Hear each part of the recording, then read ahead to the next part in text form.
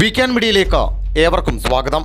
ഏറ്റവും സുപ്രധാനമായ ലേറ്റസ്റ്റ് ആയിട്ടുള്ള വിദ്യാഭ്യാസ വാർത്തകളും വിശേഷങ്ങളും അറിയാൻ ഈ ചാനൽ സബ്സ്ക്രൈബ് ചെയ്യുക.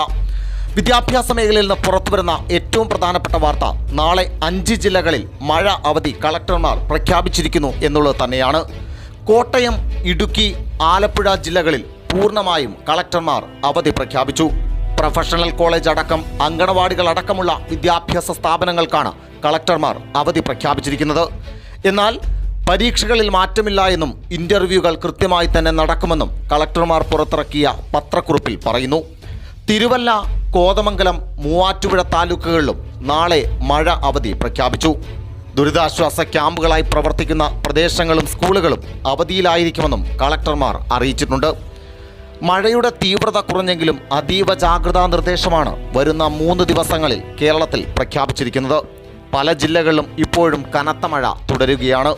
എങ്കിലും പല ജില്ലകളിൽ നിന്നും റെഡ് അലർട്ട് മാറ്റി ഓറഞ്ച് അലർട്ടും യെല്ലോ അലർട്ടും പ്രഖ്യാപിച്ചിരിക്കുന്നു.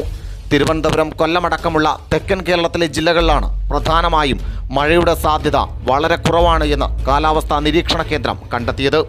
എങ്കിലും വരുന്ന 3 ദിവസം അതീവ ജാഗ്രത പുലർത്തണമെന്ന് കേന്ദ്ര കാലാവസ്ഥാ നിരീക്ഷണ കേന്ദ്രം സംസ്ഥാന സർക്കാരിന് മുന്നറിയിപ്പ് നൽകി.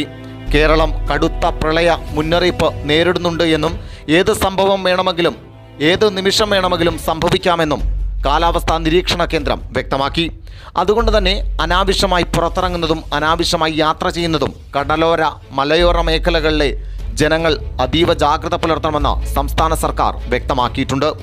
മത്സ്യബന്ധനത്തിന് പോന്ന മത്സ്യത്തൊഴിലാളികളോടും കർശനമായി തന്നെ നിർദ്ദേശങ്ങൾ പാലിക്കണമെന്ന് സംസ്ഥാന സർക്കാർ അഭ്യർത്ഥിച്ചു. വരും ദിവസങ്ങളിൽ അതീവ ജാഗ്രതാ നിർദ്ദേശമാണെങ്കിലും വെള്ളിയാഴ്ചയോടുകൂടി കേരളത്തിലെ കനത്ത മഴ അവസാനിക്കുമെന്നാണ് മുന്നറിയിപ്പ്.